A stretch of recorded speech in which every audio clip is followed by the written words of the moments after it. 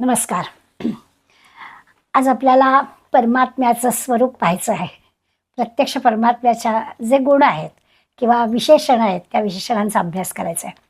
विषय आपला असाच चालला होता की अखेरच्या क्षणी म्हणजे देह टाकताना अखेरच्या वेळेला जर भगवंताचं स्मरण झालं तर आपण भगवंतापर्यंत पोहोचतो. आणि म्हणून आपल्याला म्हणजे भगवंतानी अर्जुनाला त्या निमित्ताने आम्हाला सांगितलं की काय कर, तुझं मन आणि बुद्धी मला दे. मय्यर्पित मनोबुद्धी मामे वैश्याचे संशय. ध्यानाचा अभ्यास करताना सांगितलं तुम्ही मन आणि बुद्धी मला दे. आणि असं सातत्यानं जेव्हा मन आणि बुद्धी मला दिली जाईल तेव्हा मग तुला चिंताच नको, निसंशयपणानं तुला परमेश्वर प्राप्ती होईल असं आपल्याला भगवंतांनी सांगितलं. त्याच्यानंतर असं म्हटलं की अभ्यास योगयुक्तेन चेतसा नान्यगामिना. आता असं जर आहे, मन आणि बुद्धी त्याला दिलं आणि त्याचा अभ्यास असं एकदा करून नाही, त्याचा अभ्यास जर केलेला असेल तर परमेश्वर प्राप्ती होईलच अशी खात्री जणू काही भगवंतांनी दिली. आज आपल्याला हा जो भगवंत आहे, परमपुरुष आहे, तो कसा आहे त्याची सगळी विशेषणं, विशेष माहिती, त्याचे गुण या श्लोकामध्ये सांगितलेत. आता असं आहे की ज्याला कोणाला या सगळ्या गुणांनी युक्त असणारा परमेश्वर कळला त्याला परमप्राप्ती होईल असा त्याचा अर्थ. ते 9व्या श्लोकाचा आज आपण अभ्यास करणार आहोत. ज्याला कोणाला या परमेश्वराच्या या गुणांचा अभ्यास करता येईल किंवा त्या गुणांचा अर्थ आपल्याला कळेल तर आपल्याला परमपुरुष म्हणजे हा परमेश्वर प्राप्त होईल. आता 10व्या श्लोकाला परत भगवंतांनी आपल्याला सांगितलं आहे की हे जरी सगळं कळलं तरी ज्ञानाच्या ध्यानाच्या अभ्यासाबरोबर भक्ती असायला हवीच. पण आत्ता आपण जरा तो विषय 10व्या श्लोकाच्या वेळेला बघूया. आज आपण 9व्या श्लोकामधल्या या परमेश्वराबद्दलच्या ज्या सगळ्या गोष्टी भगवंत सांगतोय. कवी पुराणम अनुशासितारम अणोरणीयाम समनुस्मरेद्या सर्वस्य धातारम चिंतरूपम आदित्यवर्णम तमसः परस्तात्. आता या श्लोकामध्ये सांगितलेले सगळे शब्द आपण अभ्यासूया. काय म्हटलंय तरी तर पहिलं कवी शब्द घातलाय. कवी याचा अर्थ सविस्तर बघू, पण खरं सर्वज्ञ जो आहे त्याला कवी म्हणायचं आहे.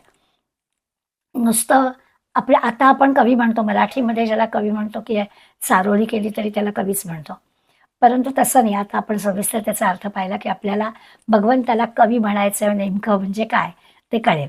दुसरं पुराणम. पुराणम याचा अर्थ पुरातन, अनादी, जे कधीच जुनं होत नाही असं. पुराण कधीच जुनं होत नाही असं, कायम नवीनच असतं, पण ते आहेच आहे असा तो परमेश्वर कवी आहे, पुराण आहे. तिसरा शब्द सांगितला अनुशासिता, म्हणजे जो सगळ्याचा नियंता आहे, अनुशासन त्याच्या हातात आहे. चौथा अचिंत्य रूपम, ज्याच्या रूपाचा विचार करता येत नाही, तर्क करता येत नाही, तो कसा आहे याचा तर्क करता येत नाही. पुढलं सांगितलं आदित्यवर्णम, सूर्यासारखं, आदित्यासारखं नित्य प्रकाश रूप आहे, ज्ञानस्वरूप आहे, शुद्ध आहे, प्रकाश रूप आहे. आणि तमस्सः परस्तात्, अंधार किंवा अज्ञान त्याच्या पलीकडे आहे. अशा सगळ्या गुणांनी युक्त असणारा हा परमपुरुष म्हणजे परमेश्वर आहे. या शब्दांचा अर्थ पाहिला की आपल्याला या परमेश्वराचं रूप काय आहे ते कळेल, असा खरा त्याचा अर्थ. पाहूया आपण या सगळ्या शब्दांचा अर्थ. आणि ज्याला या हा अनुस्मरेत या श्लोकामध्ये दिलाय की हे सगळं ज्याला कळेल त्याला परमेश्वर प्राप्ती होईल. मग आता परमेश्वराच्या प्राप्तीसाठी या सगळ्या परमेश्वराच्या गुणांचा अभ्यास केला की झालं. पहिला शब्द जो कवीही, मी आता म्हटलं की मराठीमध्ये कवी शब्द वापरतो, इतक्या छोट्या अर्थाने हा कवी शब्द नाही आहे. संस्कृतमध्ये सुद्धा कवी शब्द जो वापरला जातो तो सगळ्या प्रकारचं वाङ्मय निर्मिती करणारा, म्हणजे फक्त काव्य निर्माण करणारा असं नाही, तर नाटक लिहिणारा असला तरी तो कवी असं. संस्कृतमध्ये कवी या शब्दाला थोडा आणखीन व्यापक रूप आहे. भगवंतानी मात्र कवी शब्द जो वापरलेला आहे तो आणखीन व्यापक आहे. म्हणजे आपण मराठीत जे न देखे रवी ते देखे कवी असं कवीबद्दलचं वर्णन म्हणतो की सूर्य तर उगवला की सगळंच त्याला दिसतं, परंतु त्याच्याही पलीकडलं दिसणारा असतो त्याला कवी म्हणायचं. पण इथे जो शब्द वापरलेला आहे त्याचा अर्थ असा आहे की हे परमात्म तत्व जे आहे ते सर्वज्ञ आहे, सर्व जाणणार आहे, की त्याला ना आर पार दिसतं. अलीकडलं पलीकडलं आधीचं नंतरचं असं सगळं ज्याला दिसतं तो आहे. त्याला दूरवरचा वेध घेता येतो. म्हणजे नंतर काय घडणार आहे तेही त्याला कळतं, भावी काळाचा पण त्याला वेध घेता येतो. म्हणजे आत्ताच्या भाषेत बोलायचं झालं तर एक्सरे असतो ना, की त्याच्या कसं आड काहीच येत नाही, कसलाच अडथळा त्याला नसतो, तसं आहे. आणि आपल्या परमेश्वराबद्दल म्हणजे आत्मतत्व जाणणाऱ्याचा जो आहे त्याला कवी म्हणायचं. म्हणजे पहिलं विशेषण जे आहे ते इतकं सर्व व्यापक, सर्वज्ञ, सर्व जाणणारा. आता ह्याच्यात सर्व जाणणारा म्हणजे मी वेदांत जाणणारा, उपनिषद जाणणारा, या माध्यमातून जगासमोर हे सगळं मांडणारा, असं सगळं आलं. आपण आत्मज्ञान प्राप्ती झालेले सगळे संत ऋषीमुनी म्हणतो ना, तर यांनी सगळं हे वेदांमधून प्राप्त केलेलं ज्ञान आहे आणि ते त्यांनी जगासमोर मांडलेलं आहे. त्यामुळे या सगळ्या द्रष्टा ऋषींना, संतांना कवी म्हटलेलं आहे. नुसतं कवीनाम असा शब्द जर एक वापरला असता तरी हे सगळं त्याच्यामध्ये अध्यारोत आहे. आणि या ऋषींनी तपश्चर्याच्या मार्गाने, ध्यानाच्या मार्गानं त्यांनी जो एक असा उत्कट क्षण अनुभवला, त्याच्यातून त्यांनी जी काही काव्यनिर्मिती केली, त्यांना जे ज्ञान झालं, ते त्यांनी जे शब्दबद्ध केलं, त्या सगळ्याचा विचार या कवी शब्दांमधून आलेला आहे. दुसरं असं की हे जे ऋषीमुनींना झालेलं ज्ञान आहे त्याच्यामध्ये ना एक कवी म्हटलंय ना, त्यामुळे संगीताचं सूर, ताल या सगळ्या गोष्टी पण त्याच्यात आहेत. म्हणून मग त्याला काव्यरूपानं ते प्रगट झालेच, किती स्तोत्र निर्माण झाली. आपल्याकडे आपल्याला हल्ली निरनिराळ्या व्हॉट्सअपमधल्या ह्याच्यातून असं कळतं की 2 ओळीमध्ये संबंध रामायण, 2 ओळीमध्ये संबंध महाभारत, किंवा एकच म्हणजे अद्याक्षर एकच असणारे सगळे शब्द वापरून सुभाषितं, असे निरनिराळ्या गोष्टी ज्या आपल्याला पाहायला मिळतात, हे सगळं त्या कवींचं शब्दांवर असणारं प्रभुत्व आहे. त्यामुळे या सगळ्या गोष्टी ह्या कवी शब्दातून आपल्याला लक्षात घ्यायचं आहे. खरं तर असं आहे की सर्वांच्या अंतर्यामी असणारा, म्हणजे एकतर हा परमेश्वराचं पण वर्णन करतोय, तो सर्वांच्या अंतर्यामी आहेच आहे.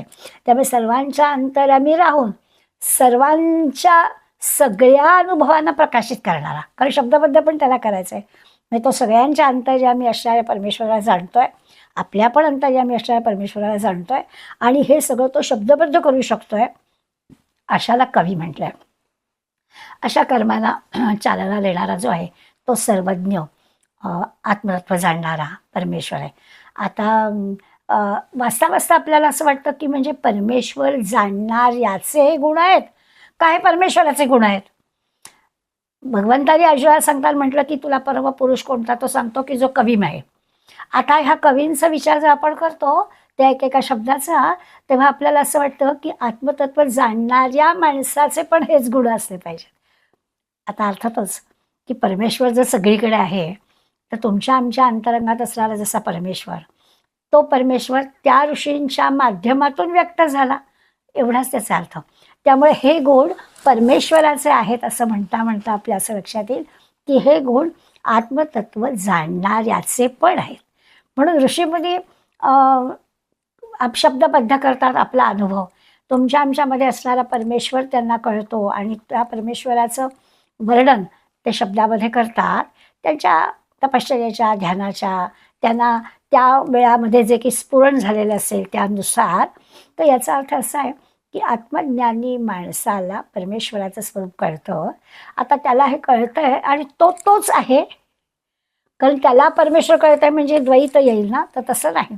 या अर्थाने आपण जे की आता 8 शब्द पाहणार आहोत, 8 विशेषणं पाहणार आहोत, ती परमपुरुषाची 8 विशेषणं म्हणजेच आत्मज्ञानी जो आहे, संत म्हणा, ऋषी म्हणा, त्यांची ही विशेषणं आहेत असं आपल्याला म्हणता येईल. दुसरं कवींच्या बाबतीत आपल्याला आणखीन एक असं म्हणता येईल, आता म्हणता ना की ते त्रिकालज्ञानी असतात ना, म्हणजे आधीचं पण त्याला माहिती आहे, पुढलं पण काय होणार आहे ते माहिती आहे. परमेश्वर तसाच आहे, त्रिकालज्ञानी तो आहे. मला कसं असतं की आपल्याला भविष्यकाळ माहिती नाही, उद्याचं आपल्याला काही माहिती नाही आहे, भूतकाळ संपलेला आहे, त्यामुळे त्याच्याविषयी काही आपल्याला बोलून उपयोग नाही. त्यामुळे आपण फक्त वर्तमानात या क्षणापुरता आपण फक्त जाणतो. या क्षणाला काय ते पुढल्या क्षणाचं आपल्याला माहिती नाही, आधीचं होऊन गेलेलं आहे. इंग्लिशमध्ये एक छान वाक्य आहे, इंग्लिशमध्ये पास्ट इज हिस्ट्री अगदी सहज कळेल. फ्युचर इज मिस्ट्री, माहितीच नाही आपल्याला. And present is gift of God. That is why it is called the present. किती छान वाटलं की प्रेझेंट हे गिफ्ट ऑफ गॉड. आपल्याला फक्त तेवढंच माहिती आहे. वर्तमान हा क्षण जो आहे ही आपल्या दृष्टीने परमेश्वराची देणगी आहे. म्हणून आत्मरूपानं भगवंताला जाणणं हे काम कोणाचं? कवी. किंवा कवी हे जे हे आहे की तो त्रिकाल ज्ञानी आहे, त्याला सगळं माहिती आहे, म्हणून तो परमेश्वर, म्हणून तो आत्मज्ञानी.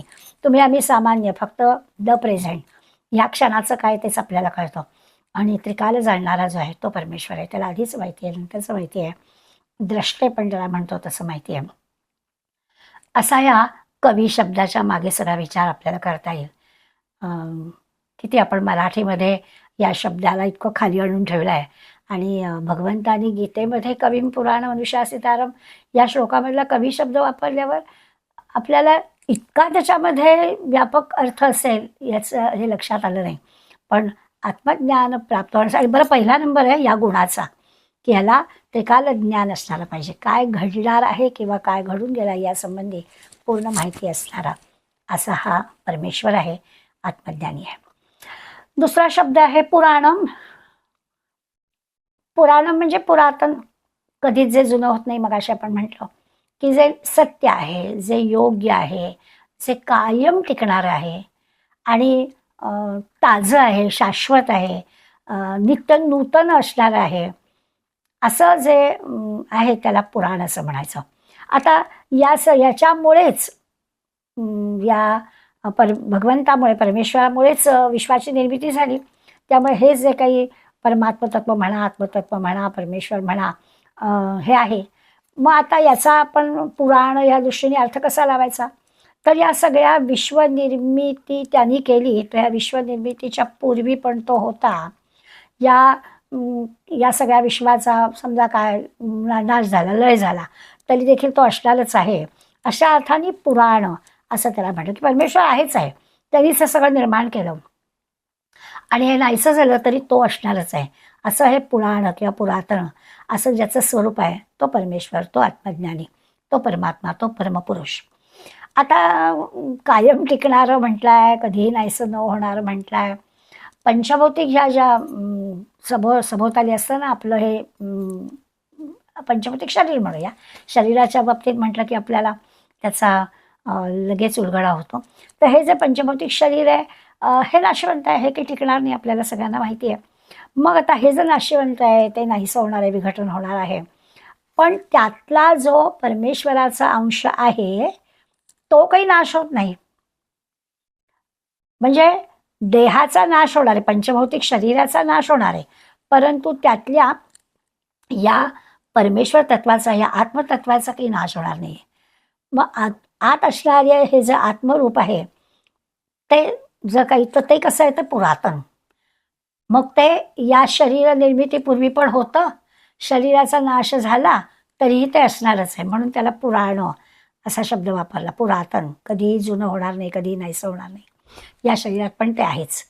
देह टाकला जाईल, देह निर्माण होण्यापूर्वी होतं, देह नाहीसा झाला तरी ते असणार आहे. आता हे म्हणजे हे उदाहरण शरीराचं बाबतीत दिलं तर आपल्याला चटकन कळेल. म्हणून मग पुराणम म्हणजे दुसऱ्या शरीरामध्ये ते जात आहे तर ते पुराणमच आहे, ते आहेच आहे. ईश्वर तत्व जे आहे ते तत्व नाहीसं होणार नाही, या अर्थाने पुराण. मग आता पंचभौतिक गोष्टी काय किंवा जगभरातल्या दृश्य जगातल्या सगळ्याच गोष्टी काय या नाहीशा होणार आहेत, पण त्याच्या मागे असणारं जे ईश्वर तत्व आहे ते मात्र कायम आहे, म्हणून दुसरा शब्द वापरला पुराणम. तिसरा शब्द वापरलाय अनुशासितारम. नियामक, नियम करणारा किंवा सगळं शिस्त लावण्याचं काम करणारा, ज्याच्याजवळ हे सगळं परमेश्वरांनी ह्या सगळ्या सृष्टीची निर्मिती केली आहे, त्यामुळे सगळ्याला शिस्त लावण्याचं काम पण त्याचं आहे. असा जो नियंता आहे, ज्यांनी आपल्याला हे सगळं नेमून दिलेलं आहे, सगळ्या प्राण्यांना चांगलं वाईट जे काही कर्म आहे त्या कर्माबद्दल शासन करणारा पण तोच आहे.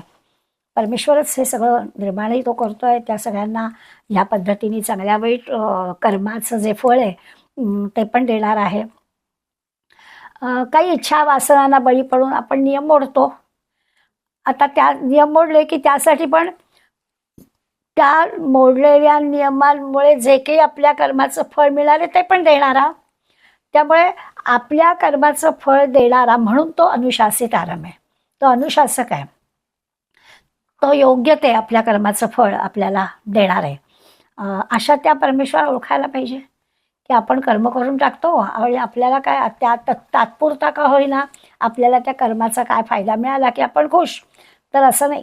भगवंताच्या ठिकाणी या कर्माचा काय नेमकी नोंद होणार आहे त्याचा विचार आपण करायला पाहिजे, कारण तो अनुशासित आराम आहे. म्हणून तिसरा भगवंताचा गुण, आत्मतत्व किंवा परमपुरुषाचा गुण, आत्मज्ञानी माणसाचा गुण हा आहे की तो नियामक आहे. आणि बरं त्याच्याकडे काही मागे पुढे काही नाही. जे जसं कर्म तसं त्याचं फळ, आणि त्यासाठी परमेश्वराचं तो कर्मफलदाता आहे म्हणून त्या परमेश्वराला ओळखायला पाहिजे. तो नियंत्रक आहे हे आपण लक्षात घेतलं पाहिजे. चौथा शब्द आहे हे आत्मतत्व किंवा हे परमपुरुष जे तत्व आहे कसं आहे तर अणोर अणियाम, म्हणजे अणुपेक्षा म्हणजे सूक्ष्माहून पण सूक्ष्म, अगदी परमाणूहून पण सूक्ष्म, अगदी लहानात लहान असं हे परमतत्व सूक्ष्म आहे. आता हे समजायला शब्द वापरतात की हे सूक्ष्मात सूक्ष्म असणारं परमात्म तत्व समजायला आपल्याजवळ तशी कुशाग्र बुद्धी पाहिजे. लवकुशामधलं कुश नाव आहे ना, तर कुश नावाचं म्हणे गवत असायचं. तर ते गवत अगदी टोकदार, त्याला टोक असतं आणि धार असते, जरा बारीक असतं अगदी. तशी आपली बुद्धी अगदी तीक्ष्ण हवी, शार्प ज्याला म्हणतात तशी बुद्धी शार्प हवी, किंवा आपल्या इथे संस्कृत तैलबुद्धी म्हणतात.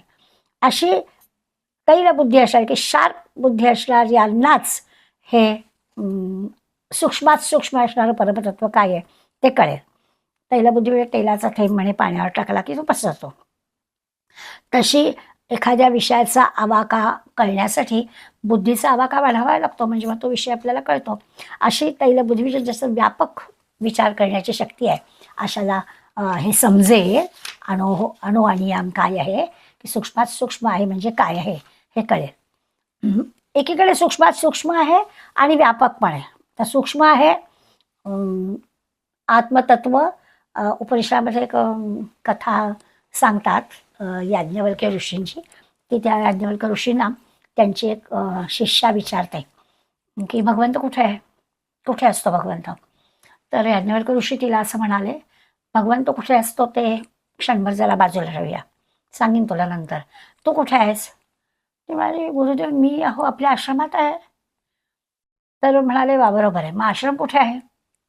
आता या प्रश्नोत्तरातूनच आपल्याला कळेल की हे जे काही सूक्ष्मात सूक्ष्म किंवा व्यापकपण काय आहे हे कळेल. मग गुरुजींनी विचारलं की आश्रम कुठे आहे? ती म्हणाली, म्हणजे आता आपण आपल्या त्या संवादामध्ये आपल्याला सोयीचं असेल म्हणून म्हणूया की बा आश्रम कुठे आहे? ठाण्यात आहे. ठाणं कुठे आहे? महाराष्ट्रात आहे. महाराष्ट्र कुठे आहे? भारतात आहे. भारत कुठे आहे? या पृथ्वीवर आहे. पृथ्वी कुठे आहे? पृथ्वी पाण्यात आहे. पाणी कुठे आहे?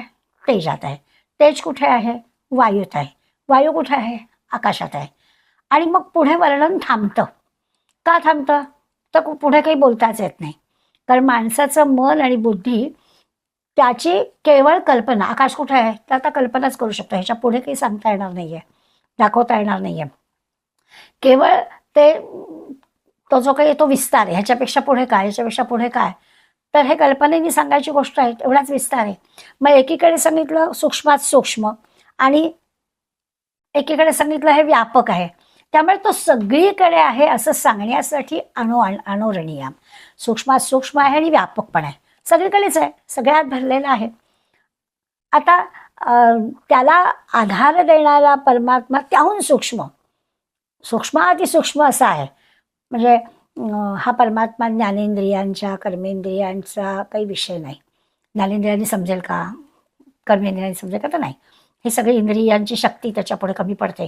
त्यामुळे समजून घेण्यासाठी या शिष्यांनी गुरुंना विचारलेल्या प्रश्नातून त्यांनी तिला सांगितलं की सगळीकडे तो भरलेला आहे, सूक्ष्मात सूक्ष्म आहे आणि तेवढाच तो व्यापकही आहे. तैत्तिरीय उपनिषदामध्ये एक वाक्य आहे, यतो वाचा निवर्तन्ते अप्राप्य मनसा सह. जिथे आपली वाचा जातच नाही, म्हणजे वाचेनं सांगताच येत नाही, वर्णन करताच येत नाही. आणि मन पण तिथे जाऊ शकत नाही, मन पण जाणू शकत नाही, वाचेनं वर्णन करता येत नाही. असं या सूक्ष्म असणाऱ्या आत्मतत्वाचं, या ईश्वराचं आपल्याला शब्दामध्ये सांगता येणार नाही, ही समजून घेण्याचीच गोष्ट आहे. आता तसं म्हटलं तर असं आहे की सूक्ष्म विचार करायला लागलं तर मन म्हणजे काय, तर आपल्या वृत्ती. कारण मन हे आपल्या शरीरापेक्षा सूक्ष्म दिसत नाही आहे, पण आहे. बुद्धी पाहिली तर बुद्धी आणखीन मनापेक्षा सूक्ष्म. आता परमात्मा आणखी बुद्धीपेक्षा सूक्ष्म. जेवढी वस्तू सूक्ष्म तिचं वर्णन करता येत नाही. देहाचं वर्णन करता आलं पण मनाचं नाही, बुद्धीचं नाही. त्या बुद्धीहूनही हा परमतत्व हे आणखीन सूक्ष्म आहे, तर त्याचं वर्णन करता येत नाही. पृथ्वी, आप, तेज, वायू, आकाशाचा आपण विचार केला की त्या सगळ्या पंचमहाभूतांमधल्यापेक्षा सुद्धा सूक्ष्म विचार कसा आहे. जसं दासबोधामध्ये आपण हा विषय शिकलो की पृथ्वीला असा आहे की 5 गुण आहे: शब्द, स्पर्श, रूप, रस, गंध. जमिनीजवळ हे सगळं आहे, पृथ्वीजवळ, भूमातेजवळ या सगळ्या गोष्टी आहेत. त्या पृथ्वीजवळ असं म्हणूया की शब्द, स्पर्श, रूप, रस, गंध हे 5 गुण आहेत. पण पाण्याला गंध नाही आहे. पाणी ज्या समजा काय त्याच्यात बकोळीचं फूल टाकलं तर त्याचा वास येईल, पाण्यामध्ये जे काही आपण गंध टाकू त्याचा वास येईल. पाण्याला स्वतःचा गंध नाही. बाकी शब्द, स्पर्श, रूप, रस हे आहेत. आणखीन पुढे गेलो तेजाकडे तर तिथे आपल्याला असं दिसेल की त्याच्या जो 3च गुण आहे, शब्द, स्पर्श, रूप आहे, त्याला गंध पण नाही आणि त्याला रस पण नाही. पण वायूकडे गेलं तर तिथे गंध पण नाही, रस पण नाही, रूप पण नाही. वायूजवळ काय आहे, तर शब्द आणि स्पर्श, आवाज येतो आणि वायू दिसत तर स्पर्श, वाऱ्याचा स्पर्श कळतो. आकाशामध्ये तर काहीच नाही, स्पर्श नाही, रूप नाही, रस नाही, गंध नाही, केवळ आवाज, शब्द आहे. आता हा परमात्मा आकाशापेक्षाही सूक्ष्म परमात्मा तत्व. मग त्याच्याजवळ 5 गोष्टी नाहीत: शब्द, स्पर्श, रूप, रस, गंध, काहीच नाही. मग हा सूक्ष्मात सूक्ष्म, अगदी मोठ्या वस्तूत मोठा आणि छोट्यात छोटा असा हा परमात्मा आहे, असं वर्णन केलं. म्हणजे शास्त्रामध्ये सुद्धा आकाशाबद्दल असं म्हणतात की आकाश 3, आपल्याला जे दिसतं आकाश पोकळी म्हणजे ते एक, पण 3 प्रकारच्या आकाशाचं वर्णन करतात की हे जे आकाश आहे म्हणजे अवकाश किंवा स्पेस आपण म्हणतो. दुसरं जे त्याहून सूक्ष्म, ह्या आकाशापेक्षा आणखी सूक्ष्म आकाश आहे, त्याला चित्ताकाश म्हणतात. म्हणजे आपलं जे कल्पनेने आपण ज्या गोष्टी करतो, गंधर्वनगरी, स्वप्ननगरी, हे सगळे जे ते चित्ताकाश. आणि त्याहीपेक्षा आणखीन सूक्ष्म म्हणजे याला चिदाकाश, चिद, शुद्ध चैतन्य, अशा 3 प्रकारच्या आकाशांचा उल्लेख शास्त्र करतं. याच्यातून आपल्याला अर्थ मिळत की सूक्ष्मात सूक्ष्म असं या परमेश्वराचं स्वरूप आहे आणि तेवढंच त्याचं व्यापक पण स्वरूप आहे, कारण तो सगळीकडेच आहे. काही काही उदाहरणं छान आपल्याला कळतील अशी देतात की बर्फ, पाणी आणि वाफ. आता बर्फ जे आहे तो बर्फ स्थूल आहे पण त्याला कमी जागा लागते. बर्फापेक्षा पाणी सूक्ष्म आहे, मग त्याला थोडी जास्त जागा लागते. आणि त्याहीपेक्षा वाफ ही अधिक अधिक सूक्ष्म आहे पण जागा अधिक लागते वाफेला. तर असं सूक्ष्म सूक्ष्म होत जातात. आता त्याही परमात्मा सगळ्यात सूक्ष्म म्हणून तो सर्वात व्यापक. बर्फापेक्षा पाणी, पाण्यापेक्षा वाफ आणि वाफ व्यापक, म्हणजे जेवढी सूक्ष्म तेवढी व्यापक. तसं परमेश्वर जेवढा सूक्ष्म तेवढा व्यापक असं आपल्याला ते सांगतात. कुठून तरी आपल्याला त्याचा हा गुण की तो सगळीकडे आहे हे दाखवण्यासाठी आपल्याला विविध उदाहरणाच्या साधनं हे पटवून देण्याचा प्रयत्न. 5वा परमेश्वराचा गुण सांगतायत. परमात्मा तर आता कसं आहे, तर सर्वस्य धातारम, हे जे परमात्मा तत्व आहे ते कसं आहे, तर सर्वांना धारण करणारं, आधार देणारं, सर्वांचं काय पालन पोषण करणारं, सगळं जे की तो धाता आहे, धारण करणार आहे, त्याच्यावर सगळी जबाबदारी आहे. म्हणजे आपण जसं अन्न पाण्याची जबाबदारी, आपली सगळ्यांची अन्न पाण्याची जबाबदारी ही त्या ईश्वराची आहे, तो धातारम आहे, तो करणार आहे. भगवंतच आपल्या सगळ्या ज्या काही आवश्यक गरजा आहेत त्या सगळ्या पुरवतो आहे. अगदी साधी आपण प्राणवायूचा म्हणजे आपल्याला लागणाऱ्या श्वासोश्वासाचा प्राणवायू लावायचा विचार केला तर आपण असं म्हणू शकतो की कोट्यावधी जीव अखंड अहोरात्र सतत प्राणवायू घेत आहेत आणि कार्बन डायऑक्साईड सोडत आहेत. पण हवेतल्या कार्बन डायऑक्साईडचं प्रमाण वाढलं आहे आणि ऑक्सिजन कमी पडतो आहे असं काही होत नाही. ईश्वराच्या त्या प्रयोगशाळेमध्ये ऑक्सिजन निर्माण करण्याचं काम हे सारखं चालू आहे. त्यामुळे कुठे असं आपल्याला होत नाही की अरे एवढे जीव प्राणी सगळेजण श्वासाच्या आधारे प्राणवायू घेतात आणि कार्बन डायऑक्साईड सोडत आहेत तर काय होईल. तो परमात्मा तो सगळ्याचा आधार आहे. आणि या अर्थाने चांगला शब्द वापरला आहे त्यांनी की सर्वस्य धातार, त्यांचं धाता आहे, सगळ्याचा आधार तो आहे. एरवी पण आपल्याला माहीत असतं की आपण छान चवीचं आपल्या आवडीचं खातो. खाल्ल्यानंतरचं जे सगळं असतं ना, अन्नपचन होणं, रक्तामध्ये त्याचं रूपांतर होणं, तर या सगळ्या गोष्टी तो करत असतो. आपल्याला काहीच करायचं नसतं. पदार्थ बनवणं, करणं, खाणं इथपर्यंतच्या गोष्टी आपण करू, पुढे काहीच नाही. तर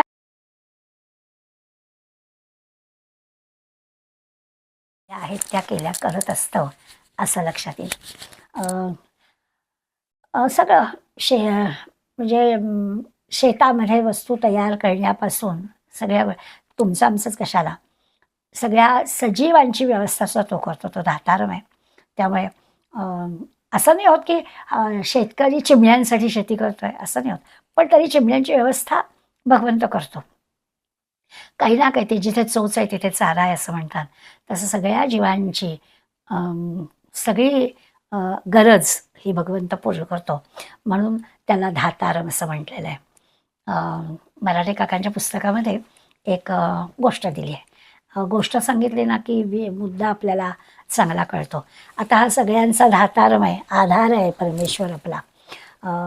तर तो आधार कसा, तर काकांनी एक पुराणातली गोष्ट सांगितली की मला एक असे प्रकांड पंडित स्वामी होते, भागवताचे भाष्यकार होते.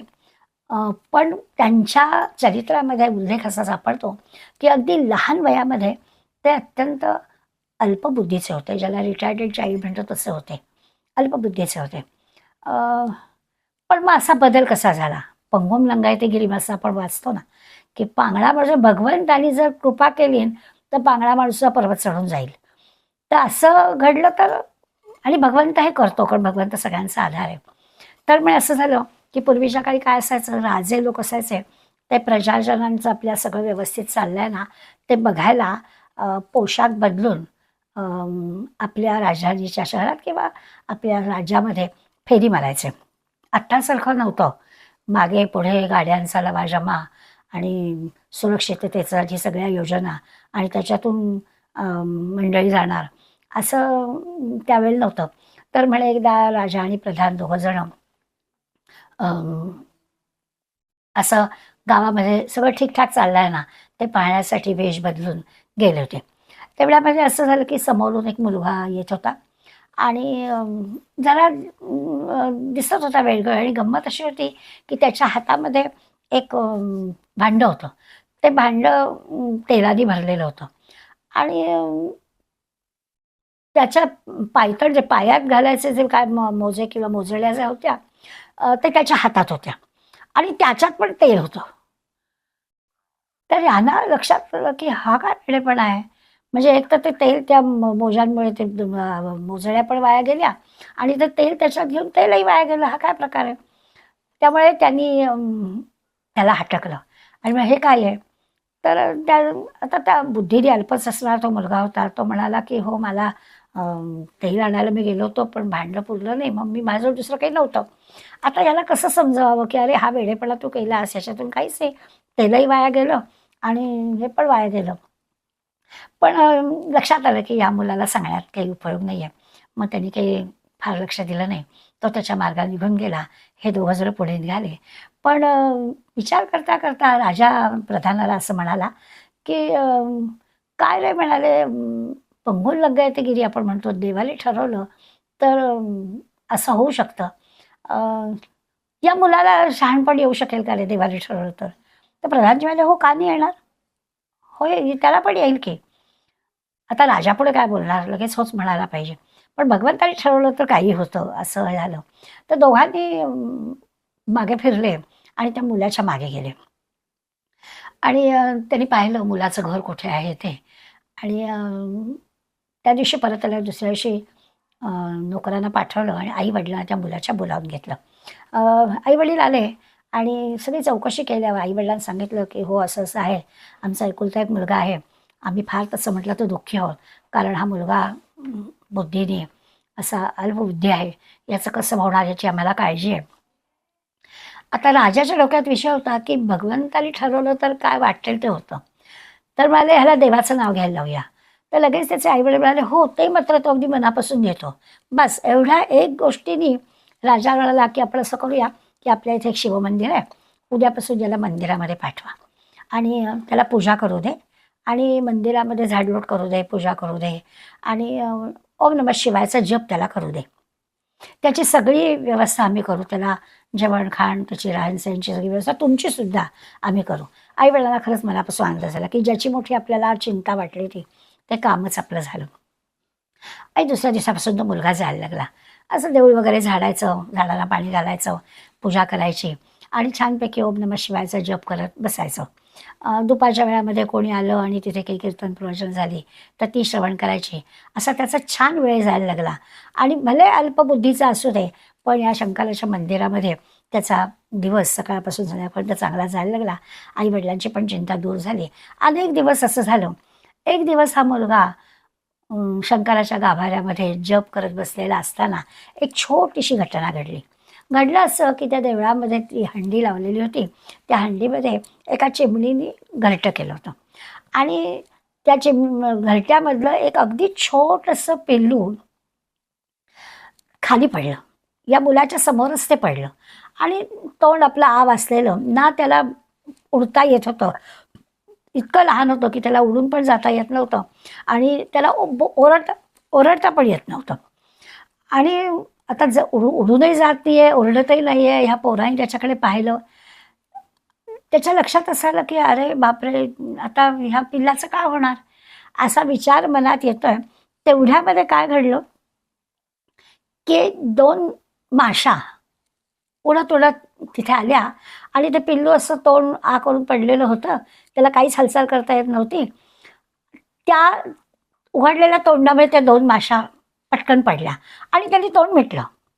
काय त्यांचं भांडण झालं होतं आणि त्या माशा आल्या नेमक्या त्याच वेळेला आणि पिल्लाच्या चोचीत त्या पडल्या.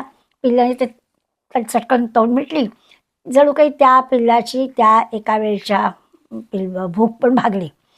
या मुलाच्या अंतःकरणात विचार आला, की एकदम त्याला असं वाटलं, की अरे, सगळी ही ईश्वरी योजना आहे.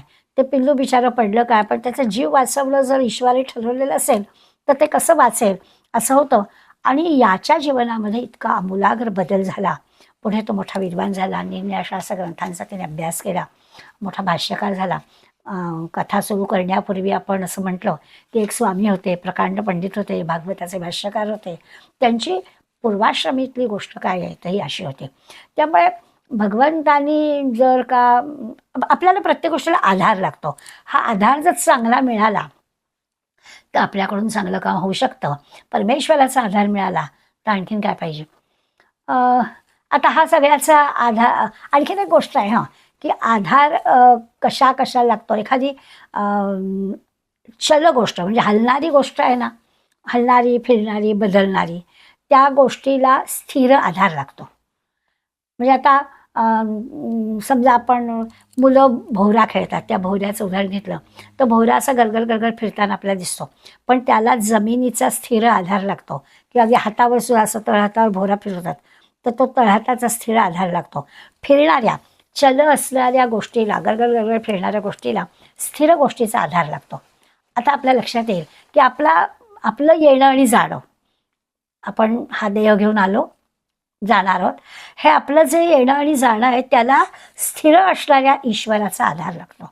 म्हणून भगवंत त्याचा एक महत्त्वाची गोष्ट काय तर तो आधार आहे. ते स्थिर आहे. भगवंत जो आहे तो स्थिर आहे. त्याचे आत्मतत्व आहे, ईश्वर तत्व आहे, परमेश्वर तत्व आहे, परमपुरुष आहे, तो स्थिर आहे आणि तो सर्वस्व धातारम, सर्वांचा आधार आहे. अशा पद्धती त्या सर्वस्वांचा आधार म्हणजे काय ते आपल्याला लक्षात येईल. त्यामुळे आधार लागतो. चल असणाऱ्या सगळ्यांना, ज्या नाशवंत गोष्टी आहेत त्या सगळ्यांना आधार लागतो.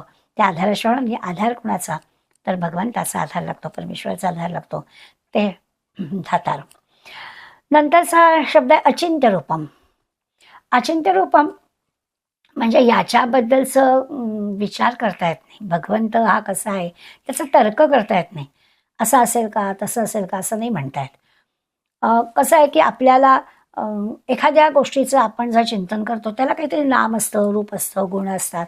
मग त्याचा आपली बुद्धी विचार करू शकते, त्याच्याबद्दल आपण वर्णन करू शकतो, त्याच्याबद्दल आपण सांगू शकतो. पण याच्याबद्दल काय सांगणार? दृश्य जगातल्या गोष्टी किंवा इंद्रियांना दिसणाऱ्या गोष्टी, इंद्रियांना कळणाऱ्या गोष्टी ज्या आहेत त्याच्याबद्दल आपण विचार करू शकतो, तर्क करू शकतो. परंतु इथे काही तर्क करता येत नाही. ह्या आत्मरूपाचं त्याला रूप नाही, त्याला आकार नाही, त्याला काहीच नाही. त्याच्याबद्दलचं चिंतन कसं करणार? तर जसं मी म्हणजे कोण, आपल्या देहाचं वर्णन आपण करू शकू, परंतु त्या खऱ्या स्वरूपाचं जे वर्णन आहे त्याचं वर्णन काय करणार? कारण मी म्हणजे काही देह नाही, मी म्हणजे काही मन नाही, मी म्हणजे काही बुद्धी नाही, मी म्हणजे माझं जे काही नाव किंवा डिग्र्या हे म्हणजे मी नाही. मग माझं जे खरं स्वरूप आहे त्याला कसं ओळखायचं?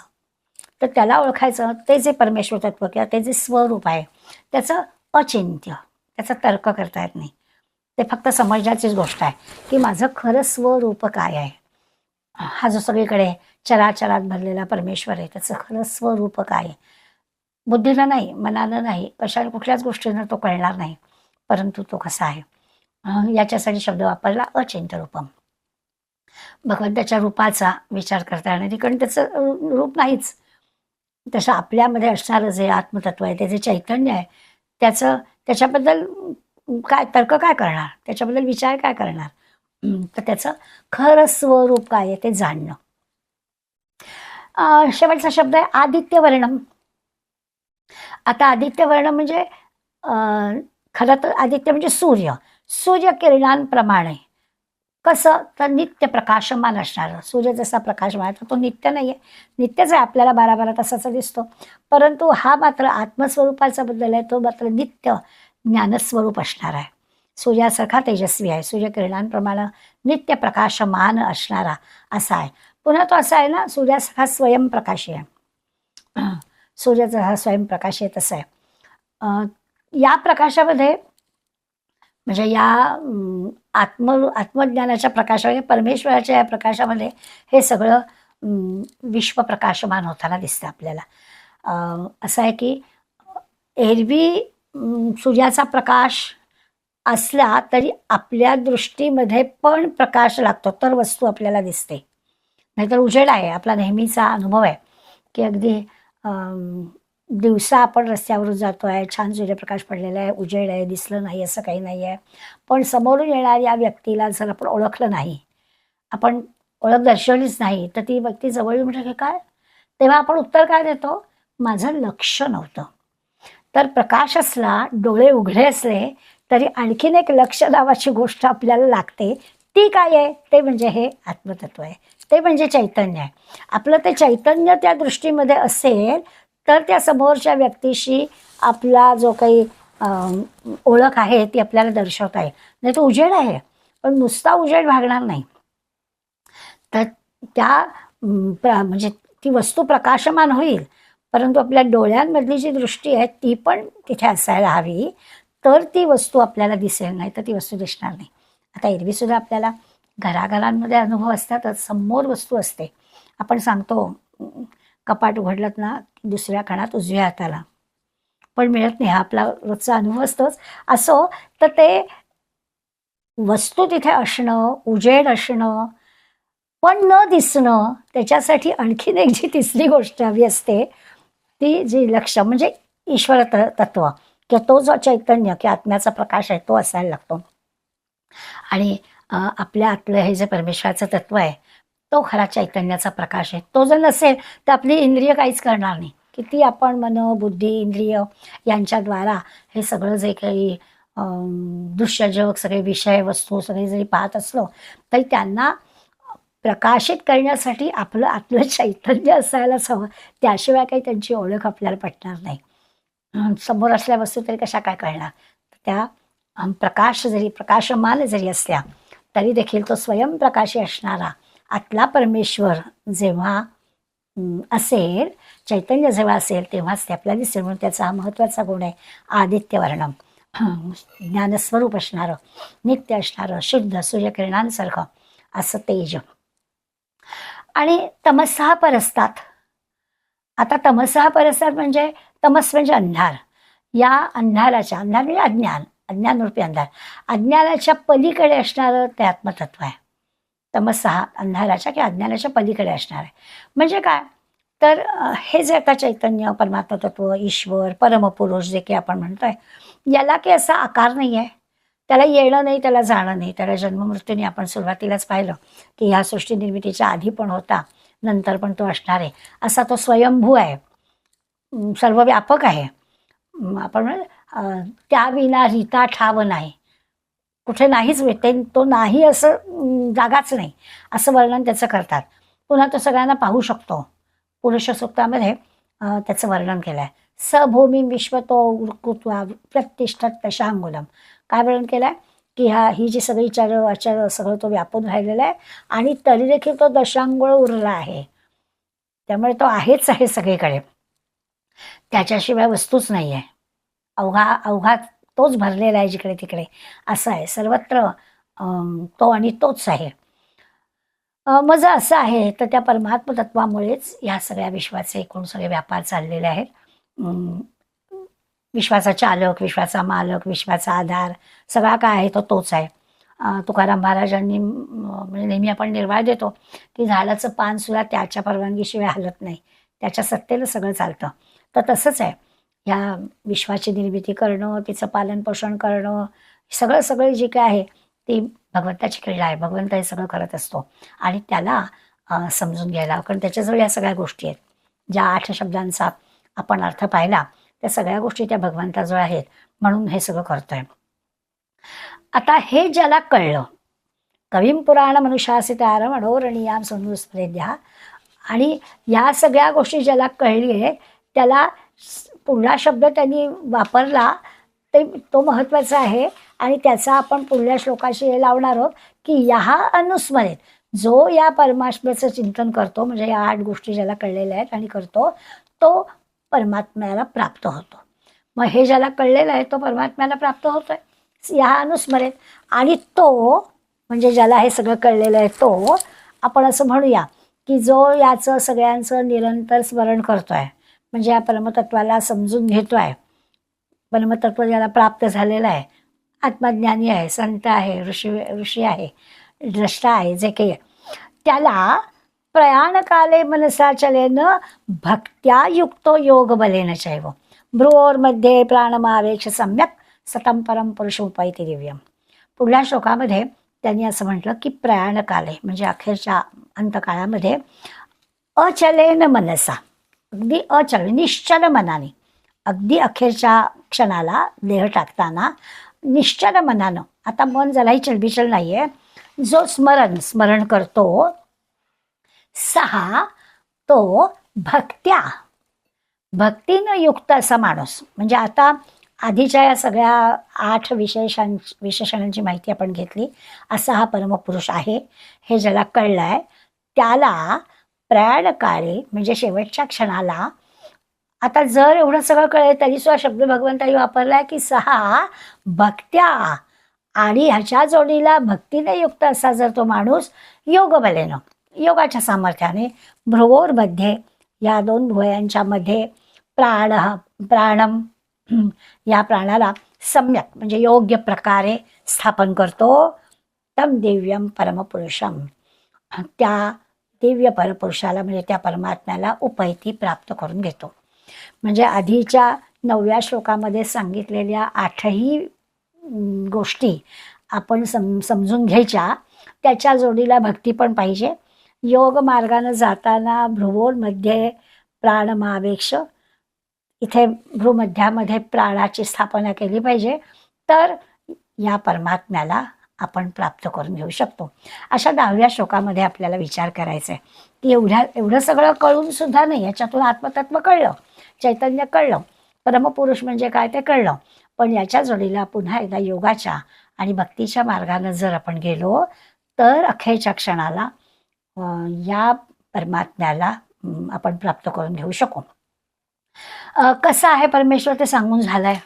आणि आता अखेरच्या पुन्हा स्थिर मनानं, निश्चल मनानं सगळे मनातले विचार बाजूला. काय होतं, तुम्ही आम्ही जेव्हा आपल्याशी ह्याची तुलना करतो ना, तेव्हा गडबड होऊन जाते. आपण हे सगळं कठीणच आहे असं आपल्याला वाटतं की आपल्याला कोणाला अनुभव नाही आहे, परंतु ज्यांना कोणाला असं मनात येतं की खरंच अखेरच्या क्षणाला असं काही आठवेल का आपल्या मुलाबाळांची आठवण होईल का, कुठल्याही मनामध्ये विचार येतील. असं तर आपण अनेकदा वाचलं आहे की अखेरच्या क्षणाला जेव्हा प्राण जाण्याची वेळ असते त्यावेळेला माणसाला म्हणे यापूर्वी आपण जीवनामध्ये जे काही चुकीचं वर्तन केलं आहे त्याची म्हणे आठवण होते. कोणाशी भांडण झालं असेल, कोणाला आपण अकारण त्रास दिला असेल, कोणाचा द्वेष केला असेल, कोणाचं नुकसान केलं असेल, तर या गोष्टी आठवतात म्हणे. आणि त्याचा इतक्या आवेगाने ते आठवतात की मग अशा वेळेला असं वाटतं, अशा वेळेला काय भगवंताचं स्मरण होणार. भगवंताचं स्मरण व्हायला हवं असेल, नाम घेणं, भगवंताची आठवण होणं हे मोठ्या अवघडच गोष्ट आहे. आणि भगवंत सांगतोय म्हणून त्यांनी ही अवघड गोष्ट सोपी करण्यासाठी आधी भगवंत कसा आहे त्या परमपुरुषाची आठवण करून दिली की असा हा आहे, सगळ्यांचा आधार आहे, सर्वव्यापी आहे, सगळीकडे आहे, सूक्ष्म आहे, व्यापक पण आहे, तुमच्या माझ्यात आहे, तो असल्याशिवाय आपण काही करत नाही आहोत, हे सगळं सांगितलं. आणि प्रयाणकालेचा आता विचार करतायत. पण असं वाटतं की अरे आपण आपल्या आवडीनिवडी, राग, लोभ, द्वेष, आपला परका, हे सगळं आपण आपल्याला किती त्रास देत असतात गोष्टी. आणि या सगळ्या अखेरच्या वेळेला आपलं मन विचलित न होता कसं काय होणार, ह्याच गोष्टी आपल्याला सारख्या आठवत राहतील. म्हणजे मृत्यूचं भय वाटत नाही कदाचित, पण ह्या सगळ्या विषयांमधून मन पूर्णपणानं निवृत्त कसं होणार. कारण आयुष्यभर आपण ज्या गोष्टी केलेली आहेत त्यामुळे ते मन विक्षेपित राहणारच. मग हे कोणाला साधेल. आपण आपल्याशी तुलना करतो तर आपल्याला वाटतं की आपल्याला काही साधणार नाही. पण ज्यांनी शास्त्रांचा अभ्यास केला आहे, ज्यांनी आता आधीच्या श्लोकांमधल्या या 8 गोष्टी नुसत्याच वाचलेत आणि नुसत्याच सांगितलेल्या, नुसत्याच ऐकलेल्या आहेत, तर त्यांचा आपण विचार केला आहे, चिंतन केलं आहे, सद्गुरूंकडून काही श्रवण केलं आहे, त्याचं मनन चिंतन काही आपण केलं आहे, आपली भगवंतावर ठाम निष्ठा आहे, असं जर काही असेल तर कदाचित प्रयाणकाळी असं होऊ शकेल. आपण या 10व्या श्लोकाचा अभ्यास करणार आहोत. पण आज आपण अशी जी मंडळी आहेत त्यांची खूप मोठी यादी आपल्याकडे आहे की असं नाही आहे की आत्ता जरी म्हटलं सामान्य तुमच्या आमच्याशी आपण जर तुलना करतो तेव्हा आपल्याला असं वाटतं की खरंच अखेरच्या क्षणी भगवंताचं नाम घेणं, या भगवंताला आठवणं शक्य आहे का, असं आपल्याला वाटतं. परंतु कितीतरी संत मंडळींनी आपला अखेरचा क्षण कसा यावा, कुठे यावा, याबद्दल आधीच विचार करून ठेवलेला असल्याची उदाहरणं आपल्याकडे आहेत. अगदी गोंदवलेकर महाराज, गजानन महाराज, स्वामी स्वरूपानंद, साईनाथ महाराज, अक्कलकोट स्वामी, किंवा अगदी आता अलीकडे उत्तर काशीला वरदानंद भारती अनंतराव आठवले यांनी देह ठेवला. या सगळ्यांनी योग बलाने ठरवून देह ठेवलेल्याची उदाहरणं आपल्याला माहिती आहेत. आता असे जे योगी आहेत ते परमपद प्राप्त व्हावं अशी इच्छा करतात किंवा त्याप्रमाणेच भगवंत आपल्याला जे आता या 10व्या श्लोकामध्ये सांगणार आहेत ते हेच आहे. आपण वरदानंद भारतींनी या श्लोकावरचं जे विश्लेषण केलेलं आहे आणि त्यांचा अनुभव पण तसाच आहे म्हणून त्यांचा फक्त आज विचार करूया. बाकी श्लोकाचा अर्थ आपण नंतर बघू. परंतु आज आपण जाता जाता की अनंतराव आठवल्याने म्हणजे वरदानंद भारतीने या श्लोकाचं, या प्रयाणकाले मनसा स्मरेनं, अगदी निश्चल मनानं अखेरच्या क्षणी भगवंताचं स्मरण करणं, याबद्दल त्यांनी काय स्पष्टीकरण केलं आणि तसं त्यांनी प्रत्यक्ष काय अनुभवलं याचा विचार केला तर लगेच आपल्या लक्षात येईल की त्यांनी याच पद्धतीने जसं त्यांनी विवेचन केलं आहे, या श्लोकाबद्दल विवरण केलं आहे, तसाच त्यांनी स्वतःचा प्रयाणकालेच्या वेळेला हे केलं, प्रत्यक्ष केलं. ते असं म्हणतात की माणसाने अत्यंत सावध राहावं. म्हणजे त्या श्लोकाचं विवरण करताना त्यांनी असं म्हटलं आणि त्यांनी तर ते सावध राहिले. म्हणजे अखेरचा क्षण त्यांनी जो ठरवला होता त्याच्या अगोदर 24 तास माझ्या खोलीमध्ये कोणी येऊ नका. अगदी डॉक्टरी उपायांसाठी पण कोणाला आणू नका असं त्यांनी स्पष्ट काही गोष्टी सांगितल्या होत्या. ते या श्लोकाच्या निरूपणात पण सांगतात, की आपण ना अखेरच्या क्षणाच्या साठी सावध राहिलं पाहिजे. काळजी घेतली पाहिजे. आता काळजी घेतली तर ते आपल्याला शक्य आहे. नाहीतर अखेरचा क्षण कसा कळणार असं आपल्याला वाटेल. पण वल्हाल भारतीचं म्हणणं असं आहे, की इतका गबाळेपणा असण्याचं कारण नाही. त्याहीबद्दल आपण विचार केलेला असला पाहिजे, अत्यंत सावध राहिलं पाहिजे. आपलं स्टेशन कुठलं, आपल्याला केव्हा कुठे उतरायचं आहे, हे आपण नक्की पाहून ठेवलं पाहिजे. स्टेशन यायच्या आधी जसं आपण आवराआवरी करतो, तशी सगळी आवराआवरी आपण केली पाहिजे. स्टेशन आलं, गाडी थांबली की मग नाही आवराआवरी करायची, आधीच तयारी करायची. तसं म्हटलं तर आपला पसारा पण भरपूर असतो. आता एखादीच पिशवी असेल तर गोष्ट वेगळी, पण आपला पसारा जर भरपूर असेल तर वेळ लागेल. त्यामुळे आपण सगळा उतरण्याची तयारी करून ठेवली पाहिजे. आता खूप वेळ नाही आहे हे पण आपल्या लक्षात आलं पाहिजे. गाडी पण खूप वेळ थांबत नाही हेही आपल्याला माहिती पाहिजे. आपलं स्टेशन कोणतं आणि ते स्टेशन ठरलेलं आहे, ते येणार आहे, हे पक्कं आहे. मग आपण तयारी आधीपासून करायला काय हरकत आहे. पण आपण ती तयारी करत नाही. आपली गाठोडं बांधून तयार असलं पाहिजे आणि केव्हाही उठून जायची आपली तयारी असली पाहिजे. आता स्टेशन येणारच नाही आहे असं जर एखाद्याने म्हटलं तर काय आपलं म्हणणं नाही. पण येणार आहे माहिती असेल तर त्याची काळजी घेतली पाहिजे. वरदानवरती म्हणाले, की तो विमा एजंट असतो ना, तो विमा एजंट काय करतो आपल्या आनंदाच्या वेळी सुद्धा येतो. म्हणजे लग्न झालं की तो विमा एजंट तुमची जबाबदारी वाढली आहे. आता तुम्हाला काही मी स्कीम सांगतो असं सांगायला येतो की आपल्याकडे. म्हणजे त्याचं सगळं पटलंच आपल्याला. आता त्याच्यासाठी त्याचा फायदाही द्या, आपलाच फायदा आहे असं तो सांगण्यासाठी येत असतो. तसं खरं म्हणजे संत आपल्याला सांगतात. परंतु आपली तयारी नसते. संतांनी किती जरी आपल्याला सांगितलं तरी. राग येऊन काही उपयोग नाही, पण असं वाटतं की आहे अजून माहिती नाही ना आपल्याला, मग काय बघू काय वेळ आली की. पण इथे मात्र भगवंत सांगतात की प्रयाण काळची तयारी केव्हा येईल ते माहिती नाही ना, येणार आहेच ना, मग तयार पाहिजे. त्यावेळी काय केलं पाहिजे ते आत्ता स्थिर मनानं, भक्तीनं, योगानं, सावधपणानं तयारी केली पाहिजे. आता भक्तीच्या प्रेमाने भगवंताबद्दल आणि पुन्हा अचलत म्हणजे मन स्थिर असताना हे सगळं आपल्या स्थिर मनाने करायचं आहे किंवा योगाच्या सहाय्याने करायचं आहे. याच्यासाठी ही स्थिरता कशी, ही ज्ञानाशिवाय येणार नाही. म्हणजे ज्ञान हवं, भक्ती हवी, योग हवा, ह्या सगळ्या गोष्टी हव्या. एकाने काम होणार नाही आहे. योग्यालाही भक्ती असावी लागते, भक्तालाही योग असावा, योगाचा अभ्यास असावा लागतो. सगळ्या भक्तीच्या बळावर, योगाच्या बळावर या भ्रूमध्यामध्ये म्हणजे आज्ञाचक्रामध्ये या शरीरातली सगळी जीवनशक्ती जी आहे, प्राणशक्ती आहे, ती केंद्रित करावी लागते. असं सगळं वर्णन त्यांनी या श्लोकाच्या निरूपणामध्ये केलं आहे. आणि आपल्याला माहिती असेल पण उत्तरकाशीमध्ये याच पद्धतीने त्यांनी अखेरचा श्वास घेतला, ठरवून ठेवलं होतं कोणत्या दिवशी कोणत्या वेळेला आणि आपल्या देहाचं काय करायचं, गंगेमध्ये कसं अर्पण करायचं तेही. त्यामुळे आपण हे सगळं काही वर्षापूर्वी प्रत्यक्ष अनुभवलेलं आहे. तर आजही आपल्याला असं दिसतं की तयारी करणाऱ्या मंडळींना या परमात्मा तत्वाचं म्हणजे स्वतःमध्ये असणाऱ्या ईश्वराची ओळख पटलेली होती. आता 9व्या श्लोकामध्ये सांगितलेलं हे परमपुरुषाची सगळी ओळख प्रयाण कालामध्ये ध्यानाच्या, योगाच्या आणि भक्तीच्या साह्याने ज्याला कोणाला कळलेली आहे त्याला स्वाभाविकच परमात्म्याची प्राप्ती होते असा विचार भगवंतांनी सांगितला. तो 10व्या श्लोकाचा विचार आपण पुढल्या वेळेस जरा आणखीन करूया. पण अर्थ लक्षात आलाय की अखेरच्या वेळेला या परमात्मा तत्वाला योगाच्या साह्यानं आणि भक्तीच्या साह्यानं निश्चल मनानं जर का आपण ओळखू शकलो आणि त्याला स्मरू शकलो तर आपण परमात्म्यामध्ये पोचू शकतो. ह्या अध्यायाची सुरुवात जी झाली आहे ना ती अर्जुनाच्या प्रश्नाने झाली आणि आपल्या लक्षात येईल की अर्जुनाच्या पहिल्या 6 प्रश्नांची उत्तरं भगवंतांनी अशी एकेका शब्दात दिली. मात्र आता तो जी काही स्पष्टीकरण देतोय त्याच्यावर आपल्या लक्षात येतं की अरे ब्रह्म म्हणजे काय, अध्यात्म म्हणजे काय, याची उत्तरं तेव्हा एकेका शब्दात दिली. आता तो आपल्याला या प्रत्येक श्लोकांमधून त्याचं स्पष्टीकरण देतोय. आता आपल्याला परमात्मा तत्वाची ओळख पटवले नुसती नाही, तर त्या प्रत्यक्ष परमात्मा तत्व आपणच आहोत अशी ओळख करून आपल्याला त्यांनी दिली आहे.